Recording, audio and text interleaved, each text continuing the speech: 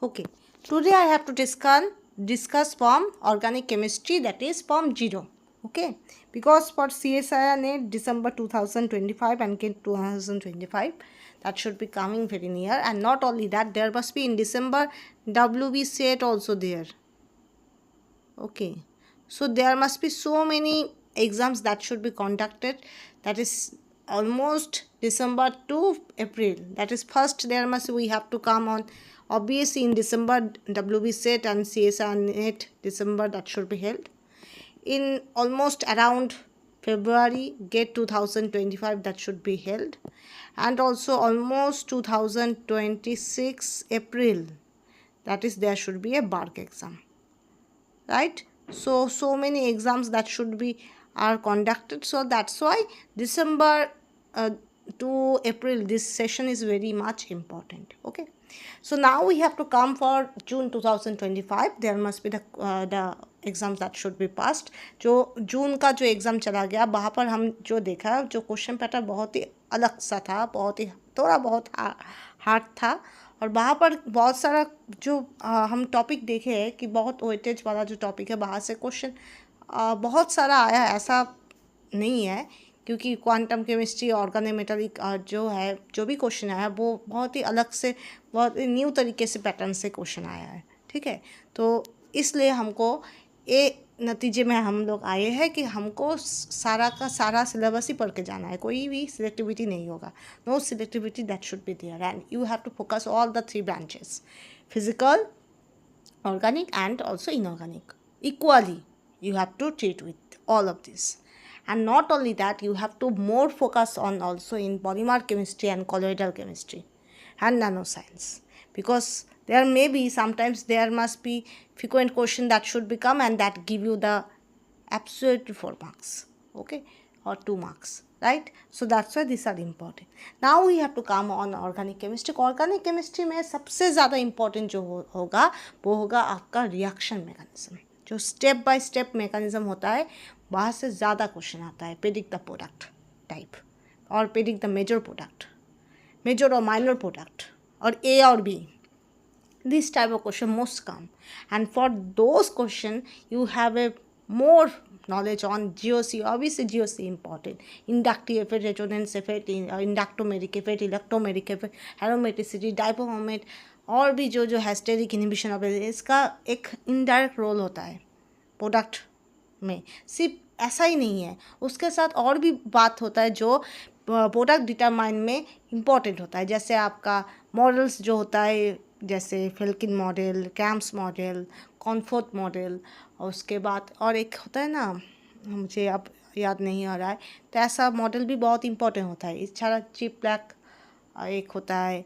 उसके बाद आपका बहुत सारा चीज़ होता है जो हम लोग को जानना पड़ता है, कि जैसे अगर वो साइक्लोहेक्सेन हो या हो, तो वो कौन सा कन्फर्मेशन में ज़्यादा वो रहेगा. ठीक है, ट्विस्ट बोट होता है, बोट होता है, हाफ चेयर होता है. तो कुछ कुछ कंपाउंड्स होता है जो चेयर फॉर्म में बिलोंग नहीं करता है. वहाँ पर इक्लिप्स स्टेन हो या कोई भी और स्टेन हो या कोई भी और चीज़ हो, वहाँ पर ऐसा भी होता है, वो एग्जिस्ट ही करता है एज ए ट्विस्ट बोट, और एग्जिस्ट ही करता है एज ए बोट फॉर्म, और एग्जिस्ट ही करता है एज ए हाफ चेयर. तो for those compound we have to take different mechanism, right? Okay, and also there must be many then you have to learn in this stepwise question. You have to learn after GOC, you have to learn about reagent chemistry also, because for specific reagent do for specific reactions. Okay, आप अगर लूची use करो या sodium borohydride use करो, दोनों का application अलग होता है. ठीक है, आप अगर लिथियम बोरोहाइड्रेट यूज़ करो और लिथियम एल्यूमिनियम हाइड्रेट यूज़ करो, दोनों का एप्लीकेशन अलग होता है.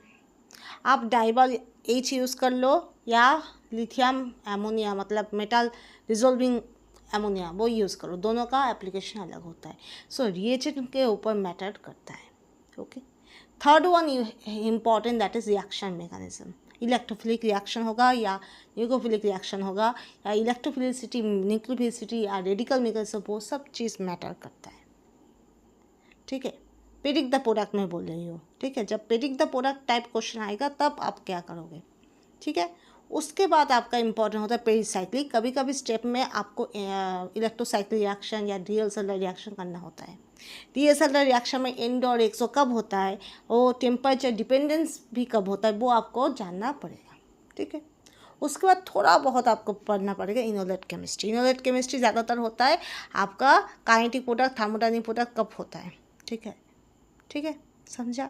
उसके बाद नेम रिएक्शन। नेम रिएक्शन में इम्पॉर्टेंट जो होता है, सबसे ज़्यादा इम्पॉर्टेंट तो लिख ही दो, बाच रिडक्शन बहुत इंपॉर्टेंट होता है, बाव एंड ब्लैंक रिडक्शन बहुत इंपॉर्टेंट होता है, बेंजिलिक एसिड रिएरेंजमेंट बहुत इंपॉर्टेंट होता है, बेंजोइन कंडेंसेशन इंपॉर्टेंट होता है, एसाइल आयन कंडेंसेशन इंपॉर्टेंट होता है, कैनिजारो कृष्णा इंपॉर्टेंट होता है, क्लीमेंशन रिडक्शन इंपॉर्टेंट होता है। और उसके बाद पार्किन जो कंडेंसेशन टाइप होता है, जैसे Michael addition and Robinson annulation, आपका एल्डोर कंडेंसेशन, और उसके बाद आपका और क्या क्या होता है, पार्किन रिएक्शन, ये सब इम्पोर्टेंट होता है, ओके। उसके बाद क्या इम्पोर्टेंट होता है आपका पेरिसाइक्लिक में इम्पोर्टेंट होता है in reaction, real cellular reaction, sigmatropic, three sigmatropic reaction is very much important, okay. वहाँ पर आपका कोप रिएचमेंट ज़्यादा नहीं आता है, पर थ्री सिग्माटोपिक रिएक्शन का जो कोप रिएचमेंट में जैसा मैकेनिज्म होता है वो इम्पॉर्टेंट है। स्टीरियोकेमिस्ट्री चेंज नहीं होने वाला, जो आप में होगा वो आप में ही रहेगा, जो डाउन में होता है वो डाउन में होगा, right. Then you have to see for that after pericyclic you have to knowledge about, थोड़ा बहुत आपका बायो ऑर्गेनिक का भी नॉलेज रखना है for a step wise product determination के लिए। और उसके बाद रेडिकल मैकेनिज्म, इलेक्ट्रोफिलिक निकोफिलिक रिएक्शन तो वेरी मच इम्पॉर्टेंट, आपका कौन सा सब्स्टिट्यूशन होने वाला है, कहाँ पर क्या होता है, और radical mechanism like as per important SMI2 वो इम्पॉर्टेंट होता है, AIBN इम्पॉर्टेंट होता है, ब्यूटाइल 3SNH इम्पॉर्टेंट होता है। तो ऐसा बहुत सारा चीज़ होता है, वो इम्पॉर्टेंट है। तो ये हुआ प्रोडक्ट डिटर्मिनेशन वाला। प्रोडक्ट डिटर्मिनेशन को छोड़कर जो क्वेश्चन आता है वहाँ पर match the following type question आता है। वहाँ पर आपका बायो ऑर्गेनिक का पार्ट, कुछ मेडिसिनल कंपाउंड जैसे पैरासीटामोल, आइबुप्रोफेन, एस्पिरिन, ये सब थोड़ा बहुत आपको जानना है, ओके। उसके बाद आपका इम्पॉर्टेंट जो होता है स्टीरियोकेमिस्ट्री, तो इम्पॉर्टेंट हर वक्त रहेगा। अगर डायरेक्ट क्वेश्चन ना भी आए फिर भी इनडायरेक्ट अप्रोच आएगा। उसके बाद NMR इम्पॉर्टेंट है, NMR से 1-2 क्वेश्चन तो आएगा ही आएगा। ज़्यादातर 1H NMR में फोकस ज़्यादा कर लो, ठीक है। तो देखो organic chemistry we have to start with 0 because there must be lots of times are there, okay. So now we have to start and I make all the PPT, okay, today making so many time with engaging on this, okay, because in PPT there must be the advantage is there, the presentation is very much looking beautiful, okay, but I tried that is like a हम क्या किया, हम हॉराइजॉन्टली आपको represent कर रहे हैं, हम try किया था वर्टिकली रिप्रेजेंट करने के लिए, तब जो पेन है, ये जो पेन है वो एक्टिवेट नहीं हो रहा है, तो इसलिए हम हॉराइजॉन्टली वर्टिकली करा रहे हैं, हॉरिजॉन्टली नहीं करा है। तो देखो ऑर्गेनिक केमिस्ट्री में इंपॉर्टेंट टॉपिक्स होता है। First you have to learn on GOC, general organic chemistry basic, that is inductive effect, resonance effect, mesomeric effect, hyperconjugation effect, steric effect, steric inhibition of resonance, steric dipole moment, okay, aromaticity, anti-aromaticity, non-aromaticity, all are important, along with homoaromatic compound, quasi-aromatic compound, these are important. Tautomerism, isomerism, that are important. Next one, reaction mechanism, electrophilic reaction, ecophilic reaction, okay, addition reaction, जो भी जितना सारा reaction है सबका mechanism, okay. Name reaction मैंने जो बोला, reagent chemistry मैंने बोला, spectroscopy very much important, that is 1H NMR is most important, 1H NMR along with 13 carbon NMR is not so important, but IR some data is very important. आपका जैसे nitro group का 1350 होता है, 1550 होता है, I think there must be important. Stretching frequency वाला जो question आता है वहाँ पर IR इम्पॉर्टेंट होता है। आपका कीटोन, एसिड, एल्डिहाइड का ऑलमोस्ट 1700 to 1725 के होता है। एमाइड 16 समथिंग होता है, 16 आई थिंक 1600 to 1625 के और होता है। एस्टर 1735 होता है, ज़्यादा भी हो सकता है जब वो लैक्टोन होगा, ओके। और एनहाइड्राइड जो होता है वो 1810 और 17 समथिंग होता है, ठीक है।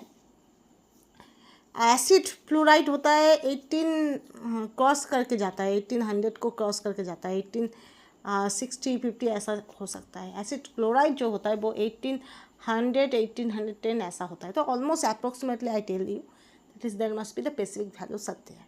Okay, stretching frequency IR is very important, and sometimes maybe the IR give for structure prediction give hint. Okay, ऐसा भी होता है कभी कभी जब आपका स्पेसिफिक जो फंक्शनल ग्रुप होगा, आपको फंक्शनल ग्रुप का ही IR डेटा दे दिया तो वो उससे आपका स्ट्रक्चर प्रेडिक्ट करने में बहुत हेल्प होता है, ठीक है। यूवी से ज़्यादा क्वेश्चन नहीं आता है।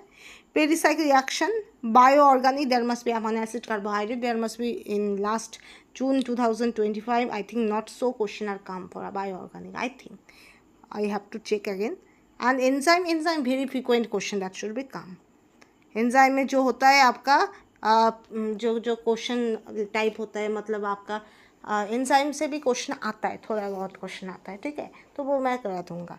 उसके बाद देखो remind for some things for basic. Okay, तो आज मेरा क्लास है वो December 2025 and GATE 2026 and along with WB SET December the class is first one. Okay, so I have to start from zero. Okay, so first you have to remember some basic thing.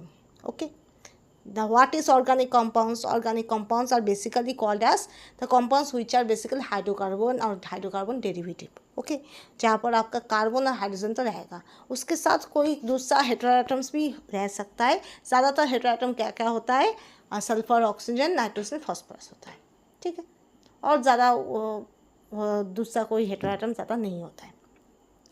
अब देखो carbon carbon single bond होता है, उसको हम बोलते हैं alkene या paraffin, जैसे मीथेन होता है।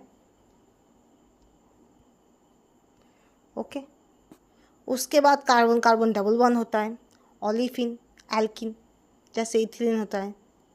उसके बाद एसिटिलीन या ट्रिपल बॉन्ड होता है, अल्काइन, एग्जाम्पल एसिटिलीन। ओके, तो ऐसे हम क्या किया, हम बेसिक पढ़ा कि वहाँ पर carbon carbon single bond that is called alkane if no functional group, no attachment is there. Carbon carbon double bond that is called alkene and carbon carbon triple bond that is called alkyne, nothing but. Now we have to check, there must be so many people having the confusion. If carbon attach with any one carbon, suppose this carbon is attached with one carbon, so this is a 1 degree. Okay, and all the hydrogen attached to the 1 degree carbon are called as 1 degree hydrogen. Okay, अगर वो OH हो तो उसमें भी एक ही होता है। OH अगर आपका OH अगर 1 डिग्री कार्बन के साथ है तो वो 1 डिग्री अल्कोहल और प्राइमरी अल्कोहल। अगर OH 2 डिग्री कार्बन के साथ है तो वो 2 डिग्री अल्कोहल और सेकेंडरी अल्कोहल। 3 डिग्री कार्बन के साथ है तो उसको हम बोलते हैं 3 डिग्री अल्कोहल और टर्शियरी अल्कोहल। 4 डिग्री तो कार्बन नहीं हो सकता है क्योंकि 4 डिग्री कार्बन कंसिडर करो तो वहाँ पर कोई हाइड्रोजन या OH नहीं रहेगा, वहाँ पर चारों ओर कार्बन ही रहेगा, तो वहाँ पर अल्कोहल नहीं हो सकता। Quaternary alcohol is not possible. तो प्राइमरी, सेकेंडरी और टर्शियरी अल्कोहल होता है depending upon which type of carbon is attached with the alcohol. Okay, and for normal compound there must be also remember there is 1 degree carbon, that means this 1 degree carbon attached with only one another carbon. Okay, 2 degree carbon, that means this 2 degree carbon attached with 2 carbon atoms. Okay, 3 degree carbon, that means this is attached with 3 carbon atoms. Okay, and last one quaternary, that means attached with 4 carbon atoms. Okay, but for amine there must be some other thing is there. Amine is this NH2 if not substituted may be attached with 1 degree, 2 degree, 3 degree. Carbon does not depend on the carbon nature, that is depend on itself. आपका जो amine होता है वो carbon की nature ऊपर depend नहीं होता है, वो खुद के ऊपर डिपेंड होता है। अगर NH2 कोई भी सब्स्टिट्यूटेड वाला नहीं है, NH2 सिर्फ NH2 है, ठीक है, उसको हम प्राइमरी बोलते हैं। ठीक है, अगर NH एक सब्स्टिट्यूट होकर NHR हो गया तो उसको हम सेकेंडरी बोलते हैं, सेकेंडरी एमिन। ओके, अगर NHR की जगह वो NR2 हो जाए तो उसका हम क्या बोलते हैं, टर्शियरी एमीन। मतलब hydrogen when replaced by one alkyl group or one carbon atom, that is called secondary. If no hydrogen replaced, that is called primary or 1 degree. If one hydrogen replaced by one carbon, that is called secondary or 2 degree. If two hydrogen replaced, that is called tertiary or 3 degree. That's it. Now remember all of this. There must be aliphatic hydrocarbon that may be having double bond or triple, but never having the aromaticity. Aromaticity और conjugation में क्या difference होता है?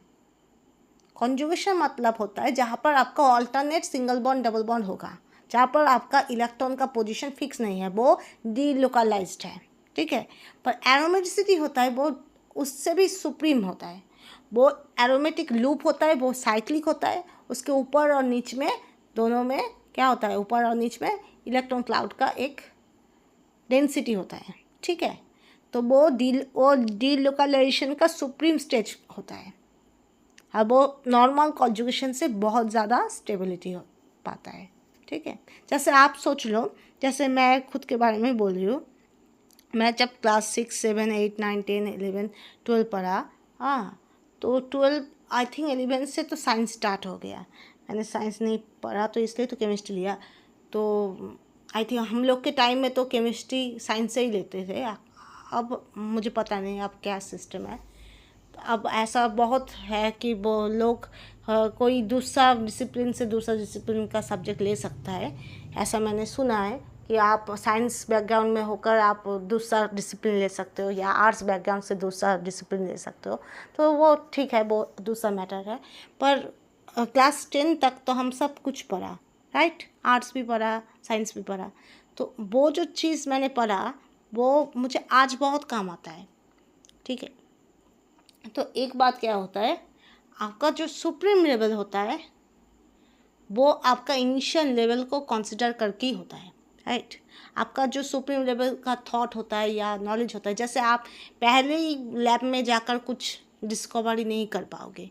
पहले आपका जो basic knowledge होता है लैब का, कि कैसे क्वालिटेटिव एनालिसिस होता है, कैसे क्वांटिटेटिव एनालिसिस होता है, कैसे टाइट्रेशन होता है, कैसे गैप प्लॉटिंग होता है, कैसे आपका प्रोडक्ट डिटर्मिनेशन होता है, कैसे आपका डेरिवेटिव प्रिपेयर होता है, ये अगर आप नहीं जान सकते हो तो आपका कोई भी फर्दर बहुत ऊंचा जगह जाकर आप डिस्कवरी नहीं कर पाओगे। क्योंकि फर्स्ट तो आपको लैब हैंडल करना सीखना है, उसके बाद ना आप लैब को जाकर कुछ नया कुछ प्रोड्यूस करोगे ना। तो वो बेसिक चीज़ होता है। जैसे आप सेंटेंस कंस्ट्रक्शन करने के लिए कोई बच्चा को बोल रहे हो, तो वो बच्चे को यही पता नहीं है ABCD क्या है, तो वो कैसे सेंटेंस कंस्ट्रक्शन करेगा, नहीं कर पाएगा। तो this is the thing that is delocalization और कॉन्जुगेशन और एरोमेटिसिटी, वो दो डिफाइंड थिंग नहीं है, वो दोनों ही डीलोकलाइजेशन ऑफ इलेक्ट्रॉन है, दोनों में ही इलेक्ट्रॉन का पोजिशन डिटरमाइन नहीं करा जा सकता है, ठीक है। पर एरोमेटिसिटी और भी सुप्रीम है, क्योंकि एरोमेटिसिटी में साइक्लिक लूप है, ठीक है, and there must be a more electron cloud that should be goes above and below the plane, and not only that is follow the Huckel's rule, and Huckel's rule said that the compounds which follow Huckel's rule and along with cyclic, they are exceptionally stable, okay। तो आपका normal conjugation से ज़्यादा stability पाता है aromatic compound, ठीक है। तो आप तो ये भी बोल सकते हो एंटी एरोमेटिक क्यों नहीं होता, एंटी एरोमेटिक में भी कॉन्जुगेशन होता है, एंटी एरोमेटिक कंपाउंड्स भी प्लानर होता है, sp2 होता है, कॉन्जुगेशन होता है, पर वो कॉन्जुगेशन में स्टेबिलाइजेशन नहीं होता है, थोड़ा बहुत डिस्टेबिलाइजेशन होता है, और ये सब चीज़ एक्सपेरिमेंटली प्रूव्ड है, ठीक है। तो ये बात है। तो एरोमेटिक कंपाउंड और एलिफेटिक कंपाउंड, एलिफेटिक कंपाउंड में आपका एरोमेटिसिटी भी नहीं है, नॉन एरोमेटिसिटी रह सकता है, पर एरोमेटिसिटी भी नहीं है, एंटी एरोमेटिसिटी भी नहीं है, ओके। उसको हम नॉन एरोमेटिसिटी भी नहीं बोलते हैं, तो वो दूसरा ही है, वो साइक्लिक भी नहीं है ज़्यादातर। अगर साइक्लिक हो भी जाए तो वो एरोमेटिक, नॉन एरोमेटिक या एंटी एरोमेटिक कोई भी कैटेगरी में नहीं जाएगा, ठीक है। आप ये सोच लो, aliphatic compounds are basically are not aromatic benzenoid hydrocarbons, they are only considered only single bond, double bond और triple bond. उसमें localization of electrons are more probable. ठीक है. अब कैलिफिटिक कंपाउंड में इलेक्ट्रॉन का लोकलाइजेशन होना ज़्यादा होता है. ठीक है. कोई भी डबल बॉन्ड हो तो वो डबल बॉन्ड में इलेक्ट्रॉन क्लाउड रहेगा, वो जाकर कोई दूसरा और ज़्यादा नहीं जाता है. कॉन्जुगेशन हो सकता है पर कॉन्जुगेशन का उतना एक्सट्रीम लेवल एलिफिटिक कंपाउंड में नहीं देखा जाता है. ठीक है. वो ज़्यादातर एक्सट्रीम लेवल होता है एरोमेटिक कंपाउंड में.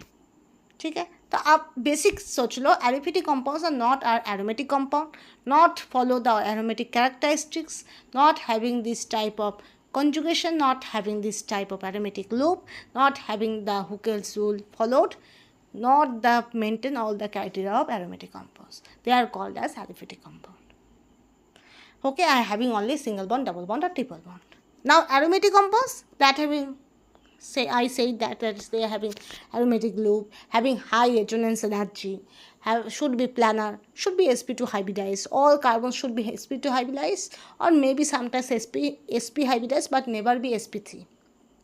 Okay, if sp3 is there, so that maybe make a homoaromatic compound, that is go outside of the plane and making undisturbance to the delocalization. ठीक है. आपका ऐसा भी हो सकता है, कोई एक कार्बन sp3 हो गया पर दिखा गया वो कार्बन कोई भी इंटरफेरेंस नहीं कर रहा है, उसको छोड़कर बाकी जो सिस्टम है उसमें डीलोकलाइजेशन भी हो रहा है, एरोमेटिसिटी भी हो रहा है. तो ऐसा भी हो सकता है. ठीक है. तो next one,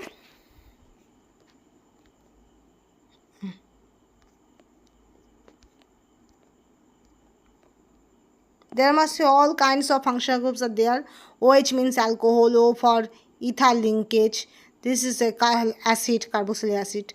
Acid. This is a keto or oxo. This is a carboxyl. This is a amide or amido. This is a, so there must be in that area name of the functions are there. There must be a graphic formula, that is a class name of the cyclic compound and example. You can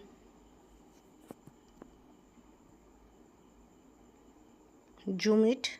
Okay, you can see that so many things are there. Cyano, isocyano, nitro, amino, nitroso, sulfonic acid, मार्केप्टो.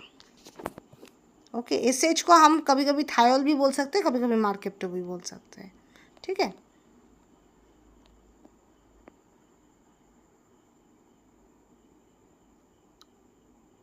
बहुत सारा है. Okay, next one. Now we have to go first topic, factors affecting electron ability. Electron ability मतलब क्या होता है? Electron ability मतलब होता है कोई भी सिस्टम में आपका कितना इलेक्ट्रॉन आप डोनेट कर सकते हो या कोई भी जगह में काम में लगा सकते हो या अटैक करने में काम में लगा सकते हो, तो उसको हम बोलते हैं इलेक्ट्रॉन एबिलिटी. कितना सारा इलेक्ट्रॉन एक कंपाउंड में है और कोई भी एटम में है. सपोज अगर आप ऐसा बोल सकते हो कोई भी कंपाउंड में बेसिसिटी कैसे है, एसिडिटी कैसे है, तो आप इलेक्ट्रॉन एबिलिटी के ऊपर आपको डिपेंड करना है. मतलब सिस्टम में कितना इलेक्ट्रॉन डेंसिटी है उसको हम बोलते हैं electron ability. The system having the electron density, how much electron density are present in a system, that is called nothing but electron ability. And there must be obviously some factors are influencing. Okay, the first one inductive effect, second one mesomeric effect or resonance. Inductive effect, that is only that is electron cloud that should be pushing towards the group or withdraw from the group. Okay, दोनों type का होता है. There must be plus I, minus I is there. Plus I give the electron density towards this group, and minus I that should be withdraw the electron cloud towards itself. Okay, एक लेता है एक देता है, एक donor होता है एक एक्सेप्टर होता है, like that. Next one, mesomeric effect or resonance is a conjugation. There must be single bond, double bond, single bond, double bond alteration, or sometimes there must be a radical, sometimes there must be a positive cation, sometimes there must be a negative part also be there, negative anion also be there. Sometimes with single bond, double bond, there must be the charge species, positive, negative charge or radical, that may be also engage in conjugation. Okay, there also electromeric effect. Electromeric effect, that is when the reagent can be react. Suppose as for example there must be a carbonyl is there and any nicopal that should be attack on it, and that should be attack, and there must be a negative charge, oxynegative charge is there. But there must be the electrophilicity of carbonyl is very important. If there must be a Cl is there, so there must be not substitution will be there, there must be addition can be there, right? So there must be the electromeric effect, that means that is depend on the reagent also. Okay आपका देखो आपका electromeric effect कैसा होता है. आपका कोई carbonyl सोचो, कोई भी आप ऐसा सोचो, ऐसे कोई भी आप रिएजेंट दे दिया तो ऐसे रिएक्ट किया, ऐसे रिएक्ट किया, ऐसे रिएक्ट किया, ऐसे रिएक्ट किया, तो जो आपका चेंजेस हो रहा है कंपाउंड में, चेंजेस हो रहा है पॉजिटिव नेगेटिव चार्ज का या डबल बॉन्ड का, उसको हम बोलते हैं इलेक्ट्रोमेरिक इफेक्ट. ठीक है ना, उसको हम बोलते हैं inductomeric effect. I think electromeric effect होता है कोई भी इलेक्ट्रॉन रिलीजिंग ग्रुप या कोई भी इलेक्ट्रॉन ग्रुप जो होता है, जैसे देखो हमने क्या किया, इंडक्टोमेरिक इफेक्ट मैंने बोला हाँ ना, इलेक्ट्रोमेरिक इफेक्ट में ही होता है. इलेक्ट्रोमेरिक होता है जैसे टेम्पररी और टाइम वेरिएबल इफेक्ट, तो complete transfer of share pair. हाँ, यहाँ पर रिएजेंट के ऊपर डिपेंड करता है. रिएजेंट अटैक करेगा तो आपका पाई क्लाउड हो या डबल बॉन्ड हो शिफ्टेड हो जाता है, उसको हम बोलते हैं इलेक्ट्रोमेरिक इफेक्ट. और मैंने जो फर्स्ट में बोला कि कोई सब्सटेंस प्रेजेंट होने के लिए जो टेम्पररी इफेक्ट लगता है जैसे कार्बोकैटायन का स्टेबिलिटी, उसको हम बोलते हैं इंडक्टोमेरिक इफेक्ट. दोनों डिफाइंड है, दोनों में बहुत कन्फ्यूजन होता है, मेरा भी कन्फ्यूजन होता है. तो next one important, that is must be hyperconjugation. Hyperconjugation also be negative positive, both type are there, plus H and plus minus H. Most of the people know plus H, how hydrogen are participate in hyperconjugation, right? But they never focus so much on how chlorine participate, but both are important. Okay, next one amo important in which आप बोल सकते हो ammo तो inorganic का है. Ammo क्यों organic chemistry में important है? एमओ ऑर्गेनिक केमिस्ट्री में इम्पॉर्टेंट इसलिए है, ज़्यादातर लोग, मैं मास्टर्स तक जब पढ़ा मुझे कोई भी इंसान मुझे ये बात नहीं बोला, honestly speaking.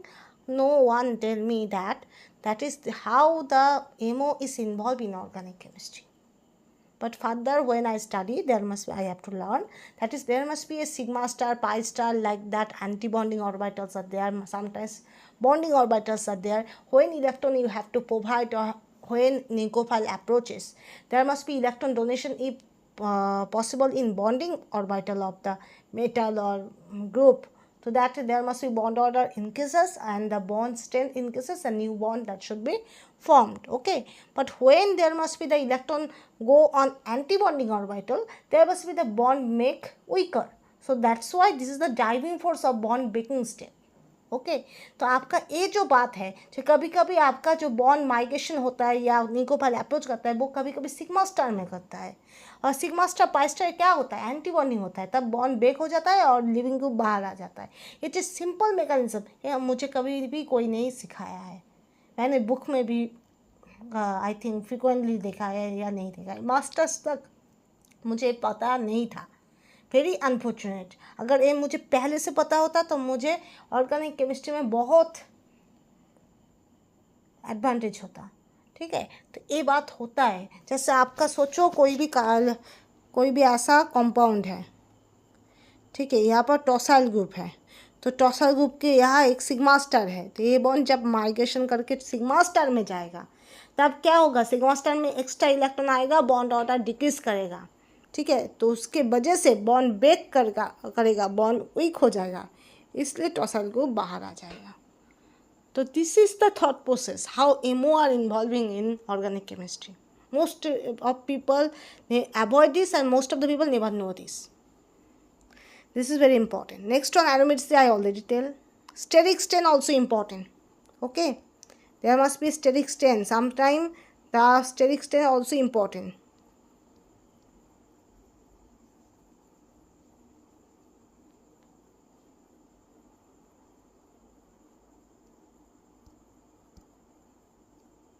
Next one, dipole moment.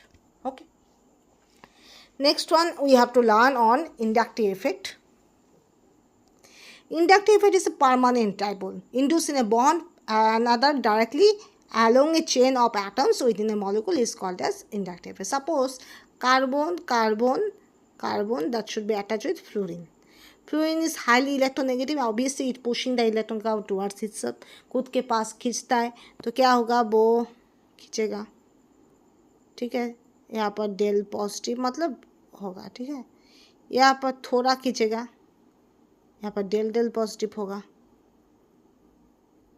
क्योंकि बहुत थोड़ा खींचेगा, ठीक है. तो ऐसे पॉजिटिव चार्ज डाइल्यूट हो रहा है, ठीक है. अप टू 4th कार्बन तक रहेगा, उसके बाद वैनिश हो जाएगा. क्या? आपका inductive effect. So inductive effect is distance dependent. Up to 4th carbon तक रहेगा, ठीक है. ग्रुप कम, कार्बन ज़्यादा होता है, ठीक है. तो 4th कार्बन तक रहेगा, उसके बाद वैनिश हो जाएगा. Okay, very much distance dependent. Next one, inductive effect में ऑल्सो ऑपरेट थ्रू स्पेस, एक स्पेस में होता है. एंड बाय सॉल्वेंट मॉलिक्यूल्स और ions are often also called field effect. कभी कभी सॉल्वेंट मॉलिक्यूल और आयंस के वजह से बहुत डाइल्यूट भी होता है. अगर सोचो, एज फॉर एग्जांपल आपका जो कार्बन बोला और यहाँ पर फ्लोरीन बोला, यहाँ पर डेल पॉजिटिव है, ठीक है. तो कोई भी न्यूक्लियोफाइल आएगा, आकर क्या करेगा, यहाँ पर अटैक तो करेगा. फ्लोरीन बाहर होना बहुत प्रॉब्लमेटिक होता है, पर फिर भी न्यूक्लियोफाइल तो अटैक करेगा ना. सोचो यहाँ पर डबल बॉन्ड है, यहाँ पर है, तो बहुत ज़्यादा इफेक्ट करेगा. पर अब सोचो, एक फ्लोरीन ना देकर फ्लोरीन ही देते हैं, तो सोचना अच्छा है. तो ऐसा होगा, ठीक है.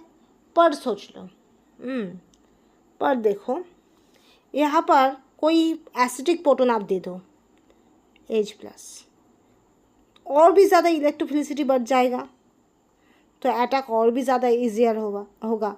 सो that is dependent on space, dependent on solvent, dependent on polarity, dependent on what type of things you have to give.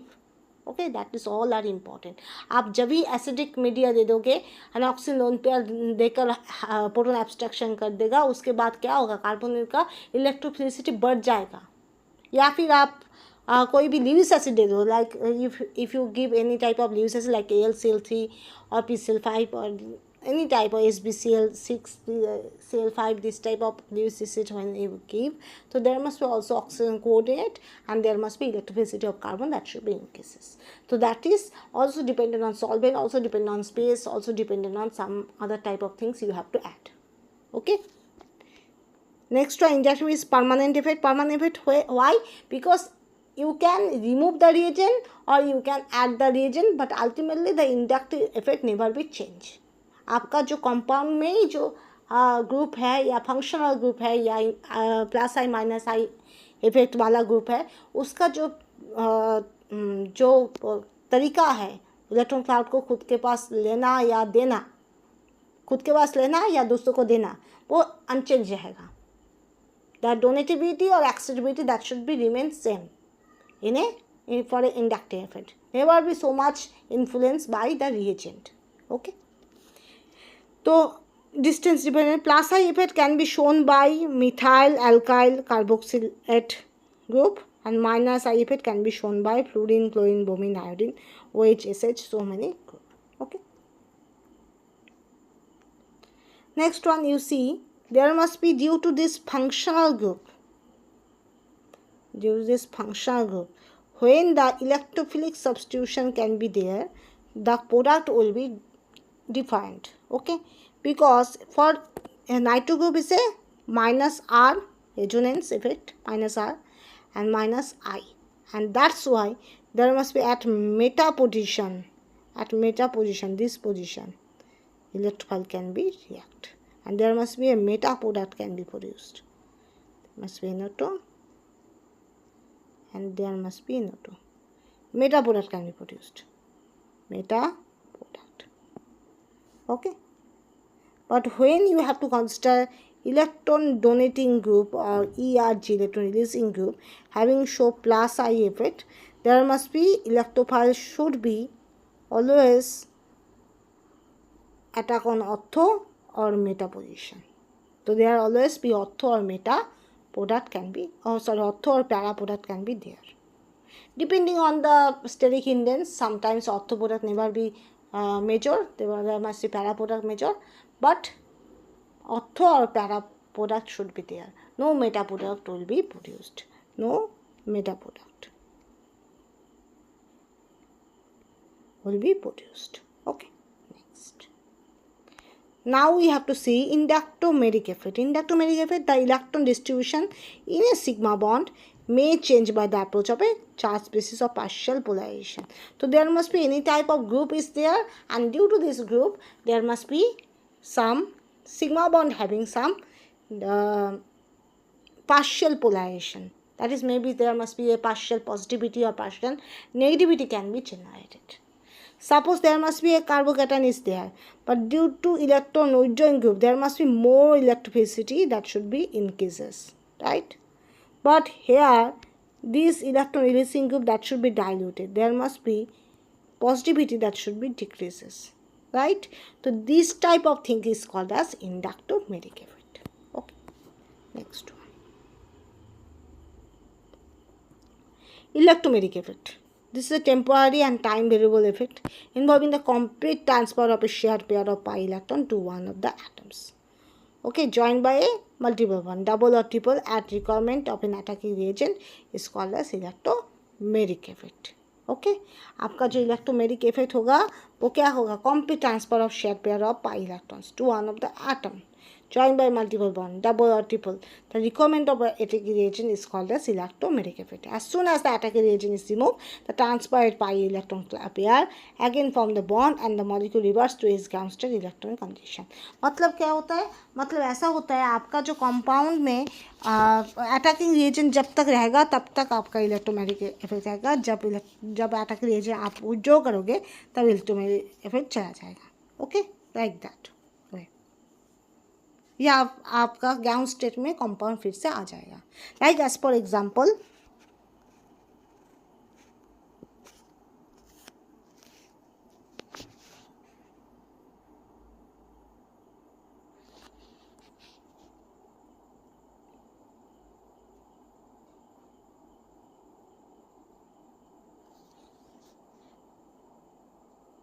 CH3, ठीक है, CH डबल बॉन्ड CH2. आपका H plus as a condition हम दे दिए. ठीक है, तो a bond यहाँ पर ब्रेक करेगा. उसके बाद क्या होगा? CH3 CH पॉजिटिव और CH3 CH2 नेगेटिव होगा पहले, राइट. ये बॉन्ड फॉर्मेशन करके फिर से डबल बॉन्ड प्रोड्यूस कर सकता है. ठीक है, जब भी आप H प्लस फिर से ले लोगे फिर से वो डबल बॉन्ड प्रोड्यूस करके इसमें रिवार्ट बैक करेगा. ओके, पर एक्चुअली ये दोनों मतलब क्या होता है, खुद का रेजोनेटिव टाइप स्ट्रक्चर होता है. मतलब इससे ये प्रोड्यूस करा सकता है. मतलब क्या बोलूँ, समझें. जैसे आपका कार्बोनिल होता है, ठीक है, कार्बोनिल का जो फॉर्म होता है कार्बोनिल, तो वो ऐसे एग्जिस्ट कर सकता है. मतलब C पॉजिटिव और O नेगेटिव ऐसे ही एग्जिस्ट करता है. ठीक है, जब भी कोई बॉन्ड में नेगेटिव और पॉजिटिव हो या दो रेडिकल हो तभी क्या होता है, उसको हम डबल बॉन्ड बोलते हैं. ठीक है, तो ऐसे ही एग्जिस्ट करता है. पर जब आप न्यूक्लियोफाइल अप्रोच करोगे तब क्या होगा, ये जो फॉर्म है वो ज़्यादा फेवरेबल होगा. ठीक है, इस न्यूक्लियोफाइल की वजह से ए फॉर्म, ये जो पोलराइज फॉर्म है, ये ज़्यादा फेवर करेगा. तो इसलिए इसको हम बोलते हैं electromeric effect. This is reagent dependent. Maybe the forms can be exist in individually, but due to some presence of nucleophile or electrophile, some polarized structure will be more dominant over the non-polarized structure. Okay, so that is a reagent dependent thing. This is not a permanent, this is a temporary. So this is called as electromeric effect. Okay, so up to this, and next I will start with reagents.